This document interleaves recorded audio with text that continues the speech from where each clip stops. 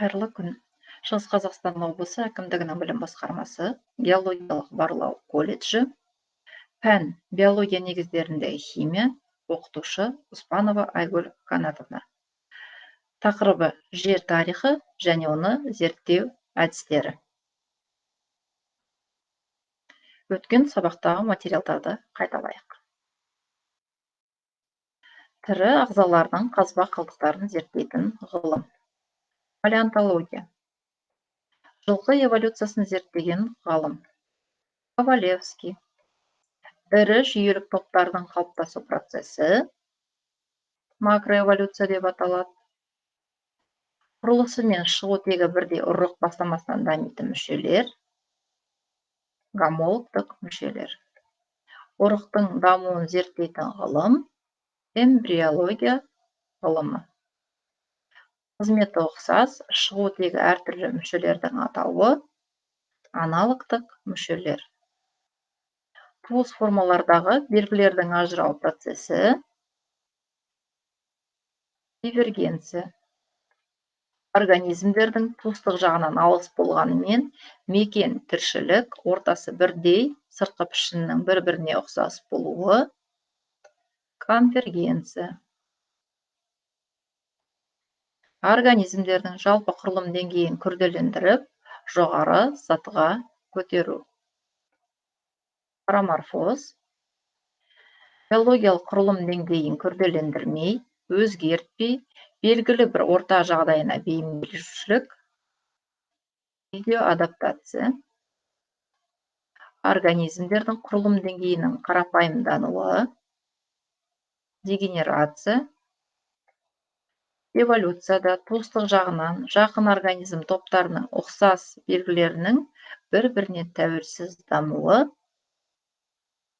параллелизм деп аталады.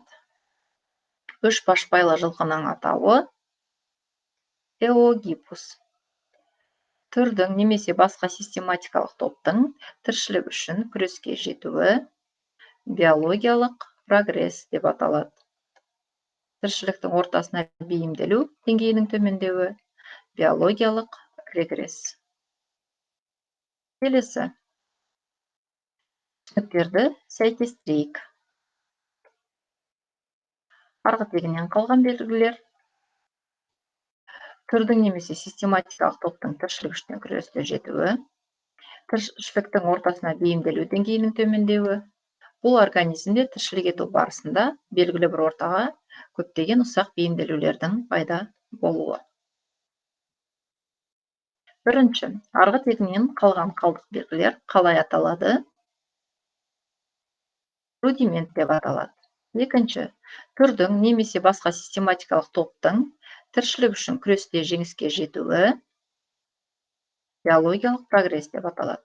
Тіршілік ортасына бейімделу деңгейінің төмендеуі биологиялық регресс. Бұл организмде тіршілік ету барысында белгілі бір ортаға көптеген ұсақ бейімделулердің пайда болуы. Видеоадаптация. Жаңа тақырыбымыз. Бүгінгі сабағымыздың тақырыбы жер тарихы және оны зерттеу әдістері. Жоспар бойынша қарастыратынымыз жер тарихы және оны зерттеу әдістері, жер тарихының шежіресі. Палеозой заманындағы тіршілік, мезозой заманындағы тіршіліктің дамуы, кайнозой заманындағы тіршіліктің дамуы. Палеонтология тірі ағзалардың қазба қалдықтарын зерттейтін ғалым.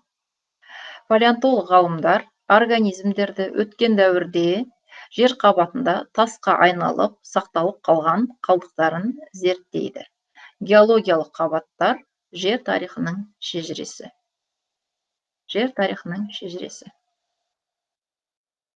Жер тарихы заман, кезең, дәуір, ғасырдан тұрады. Заманның аттары архей, ежелгі заман, протерозой алғашқы тіршілік, палеозой ертедегі тіршілік, мезозой ортадағы тіршілік, кайнозой жаңа өмір деп аталады. Геохронологиялық шкала.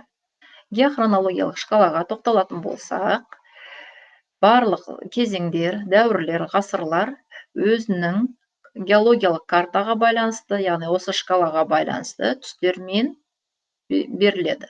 Осы түстерге байланысты, яғни тасқа айналған қазбаларды зерттеуге болады. Яғни осы табылған қазба қалдықтарын геологиялық картаға түсіргенде осы түстерге сәйкес түсіреміз. Яғни біздің геолог, эколог, бұрғылаушы және гидрогеолог мамандары үшін бұл өте қажет ақпарат. Келесі фильмді назарларыңызға ұсынамын.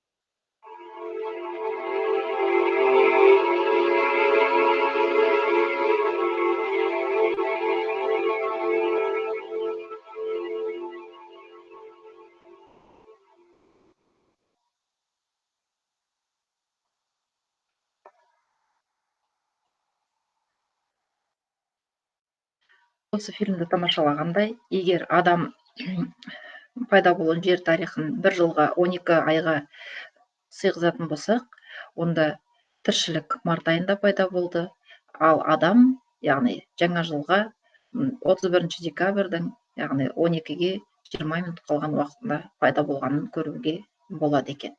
Сабағымызды ары қарай жалғастырамыз. Архей заманы. Ұзақтығы 1,5 мың миллион жылға созылған екен. Ол кезде атмосфера құрамы да хлор, сутегі, метан, аммиак, көмірқышқыл газы, күкірсутек, оттегі, азот көп болған екен. Осы архей заманының маңыздысы алғашқы прокариоттар, көкжасыл балдырлар, бактериялар пайда болды. Құрлықтың және атмосфераның бейорганикалық заттары органикалық заттарға айналды. Гетеротрофтар пайда болды, топырақ пайда болды, су соңынан атмосфера оттегімен қанығады. Келесі, протерозой заманы. Ұзақтығы 1300 миллион жылға созылады. Атмосфера құрамы сутегі, метан, көмірқышқыл газы, күкіртсутек, оттегі және азоттан тұрады. Бұл заманның маңыздысы бір жасушалы жасыл балдырлар басым болды, шөгінді жыныстар қарқынды түзіле бастады. Заманның соңына қарай омыртқасыз жануарлар көбірек дамыды. Қарапайымдылар, ішек қуыстылар, губкалар, ұлулар, құрттар, трилобиттер мен тікенектілердің ата тегі дамыды. Соңында атмосферада бос оттектің мөлшері 1%-ға жетті. Палеозой заманы. Палеозой заманы ертедегі тіршілік заманы деп аталады. Ұзақтығы 350 миллион жылға созылған.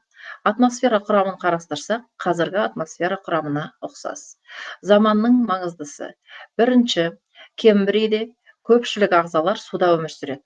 Құрлықта бактериялар және көкжасыл балдырлар. Жоғарғы өсімдіктердің пайда болуы осы Кембрийде байқалады. Құрлықта өсімдіктер өсе бастайды. Ол өсімдіктер псилофиттер. Ордовик. Ордовикта хордалы жануарлар пайда бола бастайды. Силурс кезеңінде аяқ басты моллюскалар дамиды. Жер бетінде өсімдіктер жақсы дамиды. Жануарлар құрлыққа шыға бастайды. Негізінен өрмекшілер судан құрлыққа шыққан екен. Палеозой заманы. Ортаңғы тіршілік заманның маңыздысы. Девонда, теңіздерде нағыз қазіргі балықтарға ұқсас балықтар тіршілік етеді. Үлкен жапырақты споралы қырықбуындар, плаундар, қырықжапырақтар пайда болады. Құрлық өсімдіктері ауаны оттекпен байытты. Қосмекенділерге не жататынын біз білеміз, бақалар, шаяндар, тасбақалар жатады. Дамыған екен. Карбонда споралы өсімдіктерден үлкен ормандар пайда болады. Жабық тұқымды өсімдіктер пайда болды, бауырмен жорғалаушылар пайда болды. Перм ашық тұқымды өсімдіктер кезеңін деп айтуға болады. Бауырмен жорғалаушылардың алуан түрлері осы Пермда пайда болған екен. Палеозой заманы 6 кезеңнен тұрады екен. Кембрий, Ордовик, Силур, Девон, Карбон және Перм. Келесі заманымыз мезозой. Мезозойдың ұзақтығы 150 миллион жыл. Заманның маңыздысы. Бірінші кезең триаста. Көптеген қосмекенділер қырылып қалды. Споралы өсімдіктер жойылады. Ашық тұқымды өсімдіктер түрлері көбейеді. Жыртқыш және шөп жейтін бауырмен жорғалаушылар көбейген. Жылы қанды жануарлар көбейеді. Юра кезеңінде динозаврлар ауа және су ортасын мекендейді. Құстар пайда болады. Осы арада археоптерикс құсын есімізге түсіреміз. Үлкен динозаврлар, алып динозаврлар биіктігі 30 метрге дейінгі пайда болады. Ашық тұқымды өсімдіктер дамып, тұқымымен көбейе бастайды. Юра заманын динозаврлар заманы деп те атайды. Бор кезеңі гүлді өсімдіктер пайда болады және жабық тұқымды өсімдіктер қарқынды дамиды. Әртүрлі сүтқоректілер пайда болады. Біртіндеп динозаврлар жойыла бастайды. Келесі кайнозой заманы. Ұзақтығы 70 миллион жыл. Заманның маңыздысы бірінші палеоген, төменгі үштік кезең деп аталады. Бұнда сүтқоректілер қарқынды дамиды. Неоген жоғарғы үштік кезең. Приматтар пайда болады. Суыққа төзімді жалпақ жапырақты өсімдік түрлері дамиды. Адам тектес маймылдар мен адамның арғы тегі пайда болады. Антропоген төрттік кезең, яғни қазіргі кезең деп те айтуымызға болады. Осы күнгі өсімдіктердің пайда болуы, үлкен сүтқоректілердің жойылуы, адамның пайда болуы, осы күнгі жануарлар дүниесінің дамуы. Сабақ бойынша білімімізді тексереміз. Палеонтология дегеніміз не? Жер тарихы қалай бөлінеді? Архейде пайда болған прокариоттары туралы айтыңдар. Прокариоттар деп аталу себебін түсіндіріңдер. Протерозой заманында тіршілік еткен жануарларды атаңдар. Архей заманының ерекшеліктерін тізіп көрсетіңдер. Протерозой заманының ерекшеліктері және өсімдіктерін сипаттаңдар. Силур мен девонда пайда болған өсімдіктер мен жануарлардың түрлері қандай? Мезозойда қандай өсімдіктер кең таралды? Негізгі себебін түсіндіріңдер. Триас кезеңінде дамыған жануарлар туралы айтыңдар. Алғашқы сүтқоректілер мезозойдың қай кезеңінде шықты? Оның кең таралып кете алмауының себебін түсіндіріңдер. Кайнозой заманын неліктен жаңа өмір заманы деп атайды? Адам қашан пайда болды? Жер тарихының шежіресі қалай бөлінеді? Сабақтың басында қарастырғанбыз, есімізге салайық. Бірінші, заман, кезең, дәуір және ғасыр. Өте жақсы. Ары қарай қанша заман бар, олар қалай сәйкес ұяшыққа жазамыз? Архей, ежелгі заман, протерозой, алғашқы тіршілік, палеозой, ертедегі тіршілік, мезозой, ортадағы тіршілік, кайнозой, жаңа өмір. Келесі, палеозой заманында қанша кезең бар және олар қалай аталады? Ал есімізге түсірейік. Перм, карбон, девон, силур, ордовик, кембрий. Негізі астынан үстіне қарай заманымыз құрастырылады, кезеңнен тұрады екен. Кембрий, ордовик, силур, девон, карбон, перм. Сөз жұмбақты шешеміз. Бірінші сұрақ. Гатерия табылған арал. Екінші, ортадағы тіршілік деп аталатын заман. Палеозой заманының кезеңі. Төртінші, алғашқы құс. Бесінші, ертедегі тіршілік деп аталатын заман. Алғашқы тіршілік деп аталатын заман. Алтыншы, жетінші, кембрий кезінде алғаш құрлықта өсе бастаған өсімдіктер. Сегізінші, ежелгі заман атауы, девон кезеңінде өскен споралы өсімдік. Сөз жұмбақты шешіп, әрбір шашыны толтырамыз.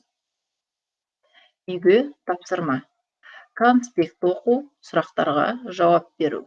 11-ші сынып биология оқулығы бойынша 5-ші тарау, 24-ші, 27-ші параграфтар. Келесі сабаққа адамның шығу тегі туралы қажетті қысқаша материалдарды іздестіру, қысқаша мәлімет, презентация жасау. Бүгінгі сабақта не үйрендім, түсінбедім, не білдім, яғни рефлексия, сәйкес шашыны көтереміз. Назарларыңызға рахмет.